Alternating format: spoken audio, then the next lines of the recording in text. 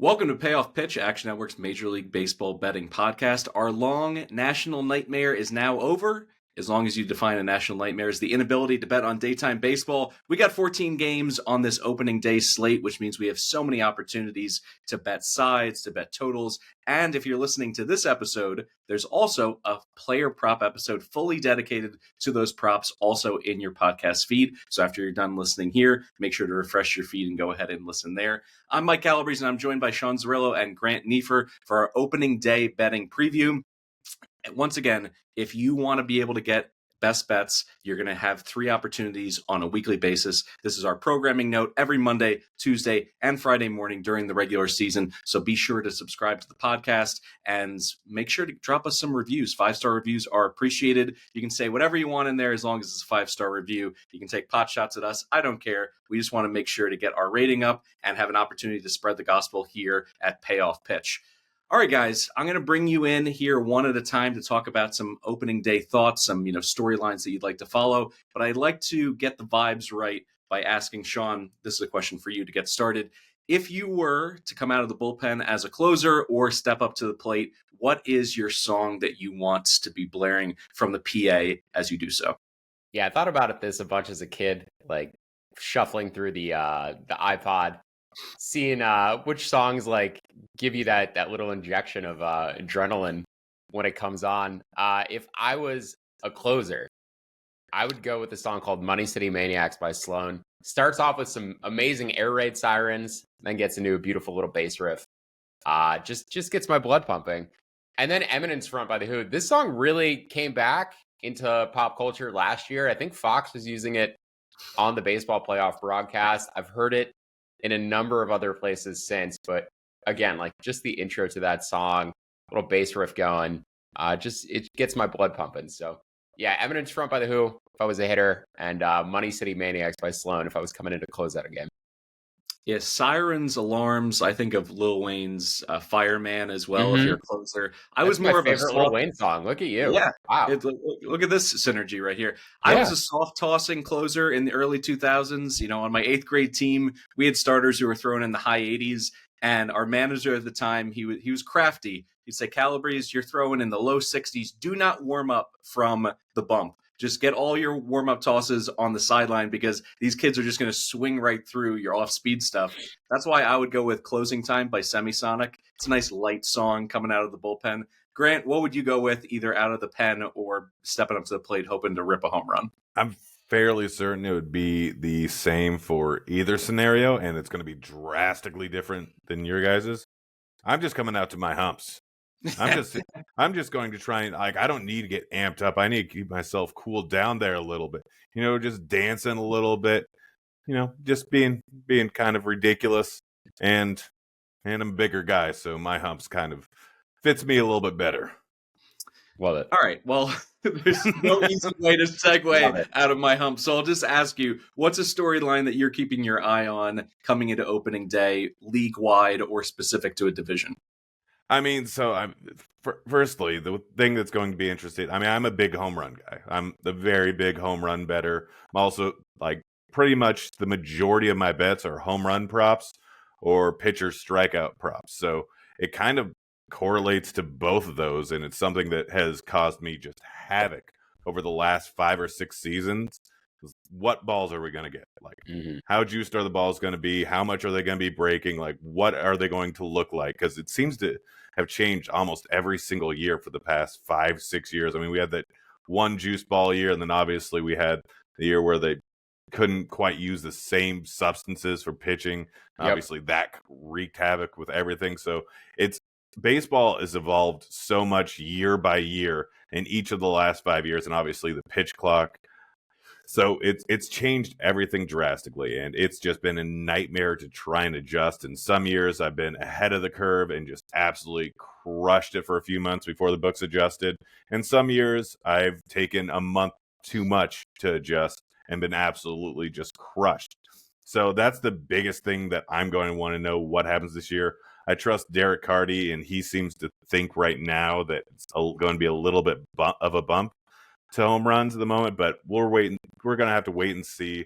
As of right now, I'm kind of just going to go under the assumption that they're neutral. And so if I can find value based on if they're neutral for home run bets, then I'll roll with it. I'll adjust a few weeks in, although weather can always be a little complicated, but you can adjust to that manually. But that's going to be by far the biggest thing I'm going to look at. And then throughout kind of the course of the season, if you're betting on futures throughout the season, one of the more interesting ones based on streaks and how teams start is going to be the AL wildcard race. I mean, obviously, you have two basic divisions that are just stacked right now. And the Yankees, the Orioles, the Blue Jays, the Red Sox, Tampa Bay, all of them can easily win the division. All of them can easily come in last in the division. And then the AL West, you have the Astros, the Mariners, and the Rangers, all three of which could potentially be a wild card team. We could potentially have 0 wild card teams from that division. So it's going to be a really interesting one to look at throughout the course of the season, especially in this early time in the season where any one of those teams goes on a bit of a down streak. They get down 3 or 4 games. They go on a 4-game losing streak. They lose an interdivisional series. Any one of those things happening could change the odds drastically. So you could be looking at a lot of value in any of those spots, looking at these teams to make the playoffs or not make the playoffs just because of how many teams are viable wildcard teams in that entire American League. All right, Sean, before you start taking hacks at your best bets, what are some season-long storylines or player storylines that you're following right now? Yeah, just want to echo Grant's thoughts on the baseball, something you have to monitor every season. Now, it seems like we had a consistent baseball the last 2 years, even though every year prior to that, they were cycling different baseballs in and out. At one point, they were using 2 different batches of baseballs at the same time. We've actually proven that, and there was a chance within the same plate appearance, a batter would be getting a different baseball every time it was fouled off. Completely like the 2019 baseball versus the 2020 baseball. So they've changed them multiple times. Consistency the past 2 years, but because of the pitch clock, the home run to fly ball rate actually dipped last year. At least I think that was the causation of it. When you're getting less time to reload between pitches for the pitchers, less time to reload between swings for the batters, you're not getting to 100% of your maximum exit velocity or bat speed. And as a result, there is going to be a slight dip in fly ball distance. And as a result, home run to fly ball rate. So I do think, the rule changes caused the slight dip in power last year, not a different baseball. Maybe MLB compensates with a more juiced up baseball this season. It's something worth keeping an eye on. Couple other storylines, a few other storylines need to keep close attention to as well. Mookie Betts losing 20 pounds since the Dodgers left for Japan. It seems like he's finally improving and getting better, but as I talked about before those Tokyo Series games, if the Dodgers started 2-0 and Betts was going to miss extended time, maybe miss a month plus, could be worth playing a Dodgers live win total under essentially at that point. Maybe it's, 105.5 now I saw out there. They missed Mookie for a decent stretch last season. They were down without Max Muncy for a pretty significant stretch last season. They lost Freddie Freeman for a week, and their pitching was not nearly as deep last year as it is this year. So, you could consider it with the Dodgers. If Mookie seems like he's going to miss more time, considering he's already on the mend, I would expect him back probably by the 3rd week of April. So just good to see Mookie's, getting back to full health. The 2 other things I want to keep an eye on, just teams who have particularly difficult early schedules, who I think you may be able to bet on at better numbers in a couple of weeks or a few weeks. One in particular to the AL wildcard race, which Grant mentioned, the Boston Red Sox start out with 4 games at Texas, 3 games at Baltimore, so a 7-game road trip. And the schedule gets much easier the remainder of April. 7-game homestand, 3 versus St. Louis, 4 versus Toronto. They go to the White Sox for 3. They go to Tampa for 3. And then they're home for 3 versus the White Sox, 3 versus Seattle, go to Cleveland. So that 7-game road trip to start the year for Baltimore, or for Boston, as I said, going to have to face the top of Texas' rotation. Then they're going to go to Baltimore, face Baltimore's top of the rotation, which isn't one of the best rotations in baseball, but at least they have higher end guys who can compete. The lower end of that rotation gets a little bit more hairy. So Red Sox, wait a week, bet them before their Friday home game next week. I believe they come home and play the Cardinals next Friday. That's a good time to target the Red Sox after the 7-game road trip. And then the Chicago Cubs, I know they're already 0-2. Their schedule for the rest of April is miserable. They have 4 at Arizona, 3 at Oakland, and I think Oakland is going to be a very dangerous team at home this year. 3 versus San Diego, 3 versus Texas, 3 at the Dodgers, 3 at San Diego, 3 versus Arizona, 2 more against the Dodgers. So they're going to play the Dodgers 7 times between March and April, and then 3 versus Philly. In late April, they're finally going to play the Pirates. Then they're going to get 6 versus Miami, 3 versus Colorado, and 3 versus Chicago in May. So the schedule for the Cubs is basically all playoff teams are in playoff competition this month. And then in May, it finally lightens up, and they're going to start playing. Late April lightens up. They're going to start playing teams who are actually projected to be below 500 this year. So we're circling the Cubs. Their prices may dip in April, and you may be able to get better numbers on them before they play the Pirates near the end of April. We have our opportunity to transition now to best bets, which is what you are here for in the audience. A reminder, on Monday, Tuesday, and Fridays throughout the season, starting this Monday, you can always count on us to give out best bets. We're going to start here on opening day. We have busted out the Sharpie and circled the Mets versus Astros. We have 3 separate plays from the same game across Sean and Grant's picks. Grant, let me get you in here first. You like a side in this one. Yeah, so I'm going with the Mets money line here. And as of last night, it was around plus 113. I think it's at plus 116 right now over at FanDuel. But, I mean, I'd hit it pretty much at any plus money. I like the Mets better. So Clay Holmes, we can't expect him, obviously, no longer going out of the bullpen. He's the starter now. So far in spring training, been pretty darn good. Hasn't allowed a home run, which I expect to regress a little bit. It's only 19 innings. But in spring training, looked pretty good here and should come in and be an above average starter. Most projection systems have him right around a 3.5 xFIP. And so he's going to be probably a pretty decent start. Framber, historically great guy, but a big amount of his value comes from him going late into games. Obviously, beginning of the season, not going to be fully stretched out, induces a lot of ground balls, but good overall pitcher, has struggled so far in spring training. 4.47 FIP, 5.46, or 4.47 xFIP, 5.5 FIP, so probably not going to be giving up the amount of home runs he did in spring training, but doesn't look quite the same as he has in the last few years where he's been a Cy Young caliber pitcher. And so right now, looking at these 2 pitchers, Holmes might have the slight edge, which is weird to say with how good Framber has been over these last few years.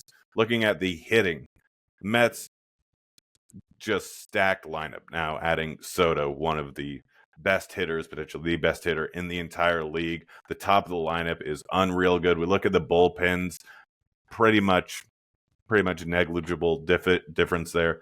Fielding, not a huge difference here. And we're getting the Mets as a dog right now. So just based off of hitting, I give a massive edge to the Mets. We know that Houston losing Kyle Tucker this offseason, massive downgrade. Overall, Altuve's getting old. Alvarez still one of the best hitters in the league, but me and Sean have gone over the Astros multiple times already on preseason podcasts, and they, I think, are in for a massive hit in their hitting. So large downgrade for them.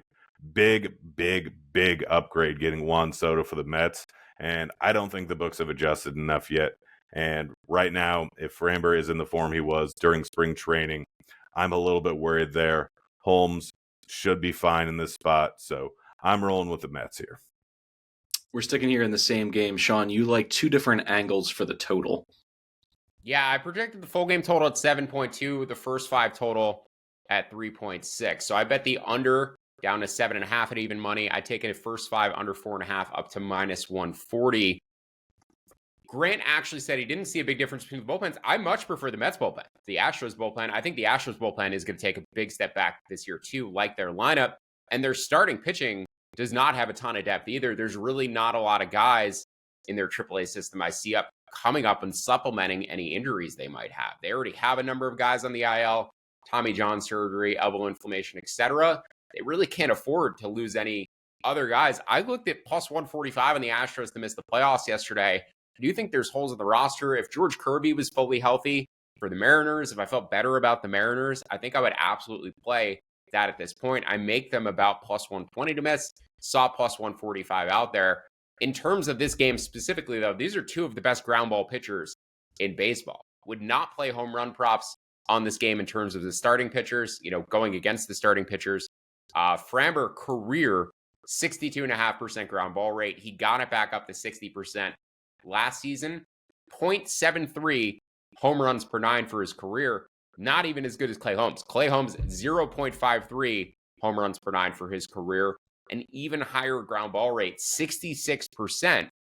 And he's a guy the Mets obviously signed. He was a reliever for the Yankees. He was a starter earlier in his career until he transitioned to the bullpen. So he does have that stamina in his arm. He stretched out to 88 pitches in spring. So he seems ready to go for 90 to 100 on opening day. But looking how the Mets optimized Clay Holmes, I don't just think he's going to be above average pitcher. I think he's going to be one of the best pitchers in the National League this season. Holmes, as I said, that 66% ground ball rate, that gives you such a high floor if you're not going to allow homers. But his biggest issue was lefty-righty splits. Career 2.9 expected FIP against righties, 4.3 against lefties. He has a dominant slider, 168 stuff plus, one of the best sliders in baseball. As I said, that sinker generates a sky-high ground ball rate.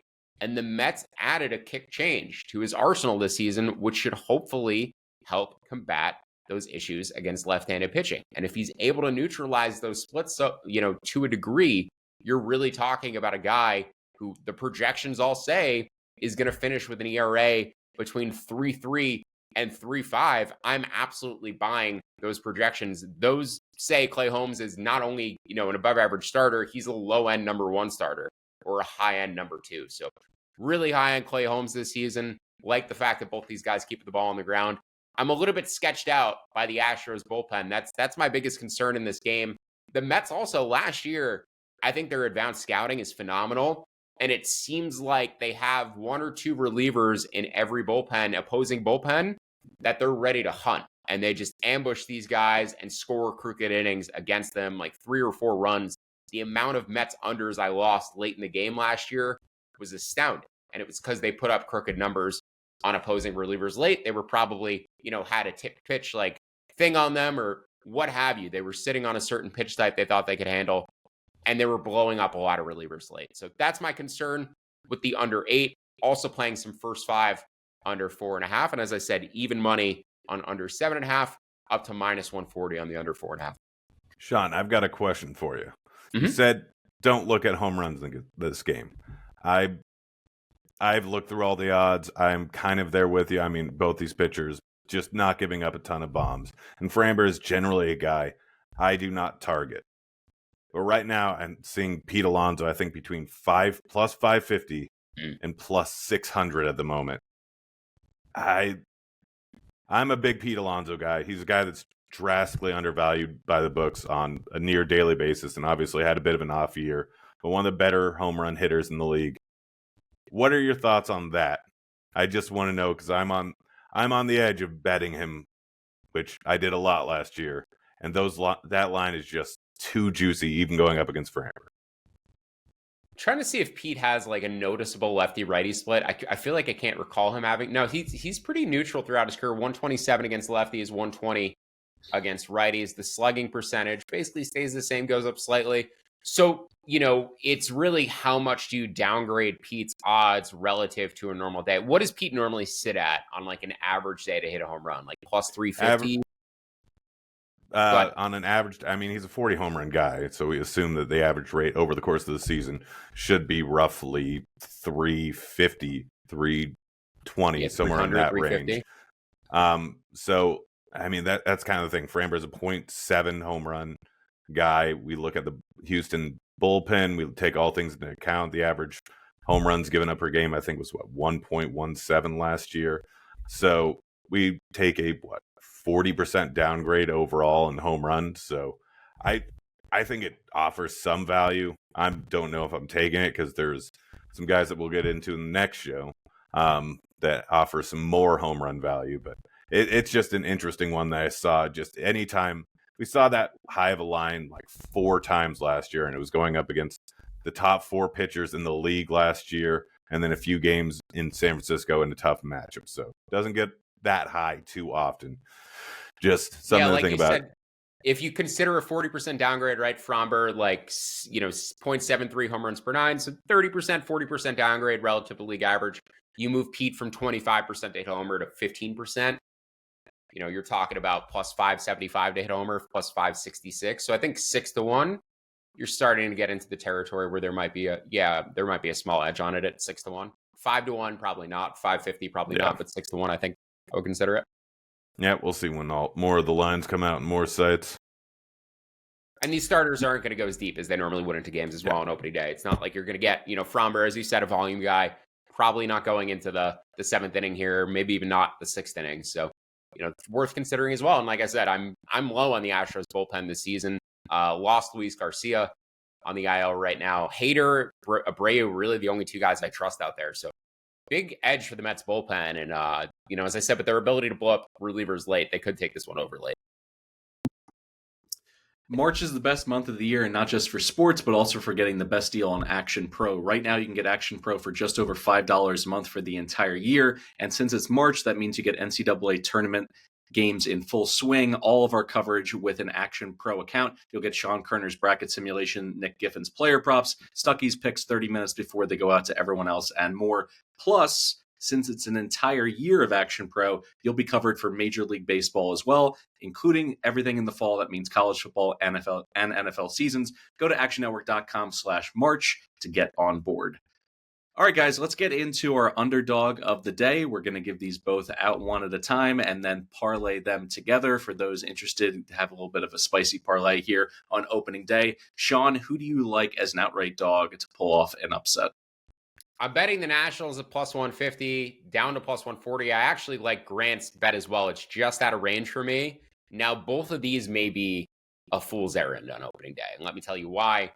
Historically, favorites on opening day who made the postseason the previous year are 90-38, 70.3% on the money line on opening day. I believe that's since 2005. 17% ROI. Again, favorites who made the postseason of the prior year on opening day, 70.3%. Opponent doesn't matter if the opponent made the postseason. If they didn't make the postseason, it's basically all checks out the same. On this list, both bets that Grant and I are giving out, the Phillies, and then I'll save Grant's bet. But basically, the Braves, the Yankees, the Royals, the Astros, the Orioles, and the Phillies all fit that 70% system for this year. Why does that happen? Well, bullpens are rested, lineups are locked in, number one catcher playing. You may get your number two catcher on day 2 of the season. And also like players extra focused, right, for opening day. But number one starter, rested bullpen, I think the main two reasons, and fully healthy lineup. Typically, that's why these favorites tend to do well. Now, where are the Nationals able to take advantage of the Phillies or potentially upset them in a series? It's going to be on the base pass. And I'll talk a little bit more about this in player props, but no team was more aggressive in terms of stealing bases in the second half of last season than the Nationals. I believe they were second or third over the first half of last season. They attempted 1.8 steals per game in the first half. Over the second half, they bumped it to 1.9. They were running wild on the base pass all the time. They faced Zach Wheeler 3 times last year. They didn't attempt a single steal against him. I think whoever gets on today, Cruz, Abrams, Wood, Young, I think any of those guys are running if they have an opportunity against Wheeler today. It's just very difficult to manufacture runs against him. He's actually improved his ability to hold base runners. He's historically given up steals at about like a 75% clip. The past few years, prior to last season, he had been catching more runners than permitting steals. And JT Realmuto certainly helps with that a little bit. He's great at cutting down runners, but Realmuto's pop time every year is getting a little bit slower and a little bit slower, and his stolen base prevention is getting slightly worse, minute by minute, as he continues to age. And Wheeler, with the pitch clock last season, his stolen base numbers regressed a little bit. I think he permitted 6 steals on 9 attempts as opposed to 4 on 9. Like, it's a little bit easier to steal off of him with the pitch clock. We'll get into some Wheeler props as well on the Player Prop podcast, but I just thought it's worth noting, like, the Nationals need to run in order to have an advantage in this game. They were top 5 in base running value over the second half of last season. And Mackenzie Gore is a pitcher I'm actually going to trust this year. This guy's only 26. He improved his velocity by a full tick last season. His expected ERA decreased by a full run. His BOT ERA decreased by half a run from 4.3 to 3.8. That expected ERA went from 5.2 to 4.2. The stuff plus went up. The pitching plus went up. He has 3 above average offerings. The walk rate is still near 9%, 10%. So if Gore continues to refine that command a little bit, there's still a level jump within this profile. I didn't see it in spring, but he's still a guy I trust. I view him as a league average starting pitcher. And, relative to the rest of the national staff, that is better. The Phillies bullpen edge is going to be what cripples us here. They are actually closer to a league average bullpen by my estimation. They were one of the best in baseball last season. I expect a step back for them this year, but the Nationals also have one of the 2 worst bullpens in baseball. It's like them, the Reds, the Rockies, and the White Sox are all kind of in a tier by themselves at the bottom of the league. So I'm worried the Nats, have a lead here, blow it late. The Phillies bullpen just being better. But in general, I do think the Nats should be closer to plus 130. And it aligns with my directional win totals on these teams as well. I bet the Nats over. I bet the Phillies under. It's not that surprising. I'm betting the Nats here against them on opening day. So going against Zach Wheeler, always a little bit scary. He only threw 71, 75 pitches his last 2 spring starts. So I don't really see him getting past 90 pitches, 5 1/3 innings here in this spot. So hopefully getting into that more league average Phillies bullpen, the Nats can scrape some runs across late and protect the lead. All right, Grant, what would you like to bring to our underdog card? So I'm rolling with the Brewers, and Sean already alluded that he's into it, and for good reason. So right now it's Peralta versus Rodon.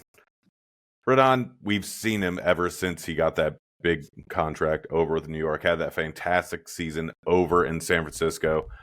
He has been incredibly hit or miss at any given time.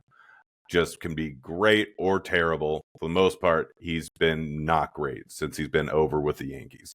And so far in spring training, not a big sample size, 10 innings, has not looked fantastic. And we don't know what we're getting into with him in this first start of the season. So I'm kind of erring on the side of volatility there. If he's very good or if he's his normal self, him and Peralta pretty close to even. If he's not his normal self, massive edge to Peralta. We look at the lineups. Yankees, not even remotely close to where they were last year in terms of hitting. Obviously, losing Juan Soto is the biggest hit to any hitting lineup in the entire league by a fairly wide margin. Stan shouldn't be in there opening day. So this watered down, yes, they added Bellinger. Yes, they got Goldschmidt. Goldschmidt and Rizzo kind of just pretty much a swap. We're swapping a righty for a lefty that's an old first baseman. So right now, slight edge probably to the Brewers in terms of hitting. And then bullpen, slight edge to the Yankees. But overall, this comes down to the uncertainty of Rodon. And it's just a spot where we're getting plus 130 for the Brewers here. And that really does not make sense to me. I'm not expecting a ton of runs in this game. The weather is going to be pretty cold over in New York. Mm-hmm. But starting pitching is either no edge at all or big edge to the Brewers. Relief pitching, slight edge to the Yankees. Hitting, I'd probably give the edge to the Brewers right now. Obviously, Aaron Judge is good. Bellinger, we don't know what kind of season he's going to have. A guy that's always been hit or miss. But overall, this Brewers lineup, I think, is probably slightly better than the Yankees lineup. So I'm getting too many edges here to not take a plus 130 dog in this spot. If you put the Nationals and the Brewers together, it pays just shy of 5-1 on your money on a 2-leg parlay. A reminder, if you're looking to put this bet in, we've made it as easy as possible for you. There are quick slip links in the episode description, whether you're listening via the podcast or on our YouTube channel. And now we turn, after best bets and our underdogs of the day, we look at final bets. And just perusing your picks here, guys, you are the embodiment of the meme popping out of the coffin. You are the Undertakers here. So walk me through, Sean, why you like so many unders on opening day. Yeah, that Brewers-Yankees game, Grant alluded to the weather. It's going to be about 50 degrees at first pitch. You'll see the wind blowing out to right center field, but we still got to knock that total down for the wind and weather. And these are 2 of the better defensive teams rated in my model at the moment. Judge moving back to right field. Bellinger in center field should give you league average defenders at both outfield positions. Volpe, a very good defender up the middle. Gleyber Torres was not a good defender up the middle. Jazz Chisholm should be an upgrade at second base. So Yankees should be better defensively than they were last year. Soto was also a below average defender in the outfield. And the Brewers are one of the best defensive teams in baseball. They were third in defensive runs saved, fourth in outs above average last season. Both bullpens I rated on league average, which is basically a downgrade for the Brewers relative to last year. They had one of the best bullpens in baseball. I'm viewing a step back for them this season. But the quality of their higher end relievers, I think, are fine. And especially for a game like this, where both these teams have Friday off, they can push their bullpens a little bit more heavily and a little bit more aggressively on Thursday.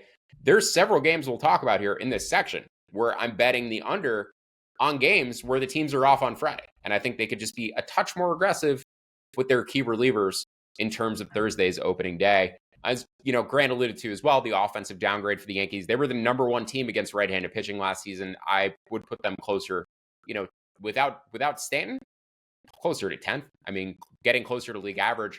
The Brewers were 10th against righties, 15th against lefties last season. So you're talking about two closer to league average offenses, closer to league average bullpens, better than average starters, but coming off of spring, Rodon always enigmatic, a little bit scary in terms of betting the under, but with the bullpens being able to be deployed a little bit more aggressively, less concerned he's going to get left out there and give up a ton of runs. So I made this total 7.3. I would bet the under down to 7.5 at even money. And I'm waiting for plus 140 to bet the Brewers. It could get there. People like to bet the Yankees, as a public team. And on opening day, I could see that line steaming up a little bit. A couple more unders and then one over for me. So under between the Orioles and the Jays, temperatures are going to be between 30 and 40 degrees in Toronto. Not expecting that roof to be open. I should mention with the Mets game as well that we talked about earlier, rain in the forecast in Houston. Very likely that roof is going to be closed too. Typically, you only ever see the roof open in Houston early in the season, like in April. So just keep an eye on that for the next few weeks while the weather there is reasonable for having the roof open. Otherwise, they just shut it the rest of the year.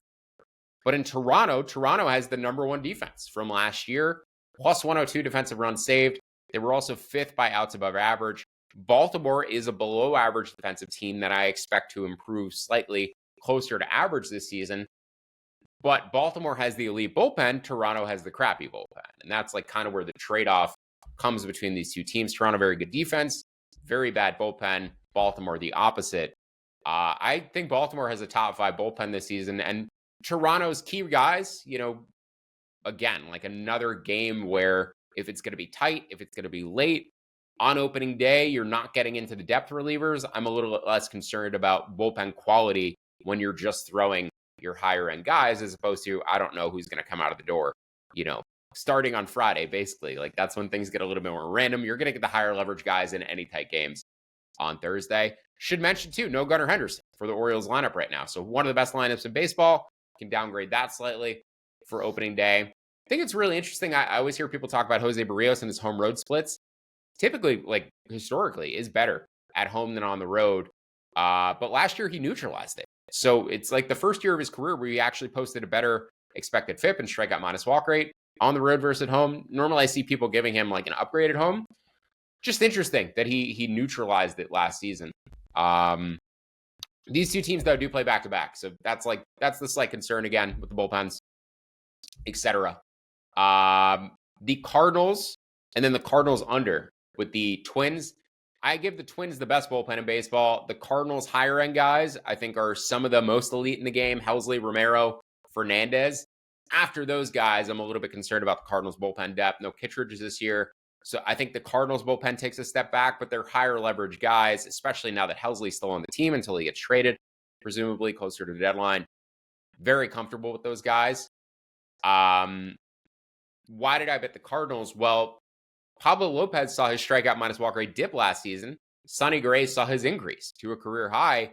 Last year, coming into the year, I would have rated Lopez as a better pitcher. Right now, I kind of have them equal with each other.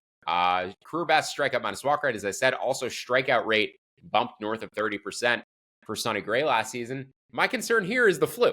Sonny Gray had the flu this week and is like okay for opening day, apparently. They never talked about scratching him, but he had the flu like 4 days ago. Like, I'm a little bit worried about that. I don't know how to downgrade him appropriately for having the flu a few days ago. He says he's feeling better. But like, it's definitely one of those things that I'm like, is he going to come out and throwing 90% of his peak velocity. He ramped up fine in spring. He threw 81 pitches on March 21st. He got the flu after that. So I'm just a little bit worried about literally like Sonny Gray just being a little bit diminished in terms of velocity, etc. Which is why I didn't bet the first 5 money line for the Cardinals and why I didn't bet the first 5 under, even though I should value on both those bets. We're just going to stick full game here and hope if Gray is a little bit less than 100%, the Cardinals bullpen can pick up the slack. The last bet I want to give out is an over between the Guardians and the Royals. This fits a Bet Lab system for wind and weather. 77 degrees, 12-mile-an-hour winds blowing out to left field for opening day. Phenomenal opening day weather in Kansas City. That lab system has about a 7% ROI since 2005. It's cleared the total by about 1 run per game. So not only profitable, but also clearing the average total by a pretty high margin. I think the Guardians bullpen takes a step back this season. I think the Royals bullpen also takes not a step back, but like remains where they were. They rated it's a bottom 5 bullpen by the end of the season. They upgraded slightly with trades and stuff at the deadline. I still rate them as a bottom 10 bullpen. I have the Guardians closer to 8th. They were top 3 last season. But all told, it's basically the weather and the wind and 2 teams who generally, the Guardians struggle to score runs. They were much better against lefties than righties last year. So the matchup with Reagans seems to be in their favor. They get John Kenzie Noel in there, big Christmas, potentially hitting some tanks out to left field. So maybe some John Kenzie home run props, pulling a ball off of Reagans. But in general, the over between the Guards and Royals, it's one of those contrarian overs we'll probably end up on several times throughout this year where 2 good pitchers, you kind of want to bet the under or pass, but the total's just a little too low. And in this park, Kauffman Stadium, it's an offensive leaning park. You get more base hits than other parks because the outfield is pretty big, more doubles, more triples, etc. And with that wind blowing out, should increase the run scoring environment just a touch. Now, Grant, you also like Yankees, Brewers under 8s. The Yankees, the last time we saw them, a significant drop off in terms of pop in their lineup. Anything you'd like to add in terms of why you like it so much? Honestly, Sean kind of went through everything. He has the Yankees at 10th in batting right now. Without Stanton in there, I definitely have him a little bit lower. We have 2 mid-tier offenses, good defenses, and again, Rodon is the main thing that really scares you, because if he comes out and he's bad, then this is pretty much done for. But it's just 8 in a bad overall over course of the season weather game, not technically bad at this point in the season, but overall good under weather and mediocre offenses, good fielding. 8 is just too high of a number, and Sean pretty much went through everything there. That'll do it for today's episode of Payoff Pitch. Thanks for tuning in. If you'd like to tail some of these bets, as I mentioned, today's episode comes with quick slip links in the episode description, both on YouTube and the podcast feed. Don't forget to download the free award-winning Action Network app and leave us that 5-star review and rating. It really helps us in terms of our overall visibility and helping to get more people inside the tent here as we talk baseball throughout the entire season. Check out the Action Network's Discord as well to chop it up with Action Network experts and fellow gamblers. There's a link to join in the episode description as well. For Sean Zerillo and Grant Neiffer, I'm Mike Calabrese. We'll be back for a special player prop episode for opening day. So make sure to refresh your feeds and listen to that right after this episode. Thanks for listening to Payoff Pitch, Action Network's Major League Baseball betting podcast. Good luck with all of your bets. We'll see you next time.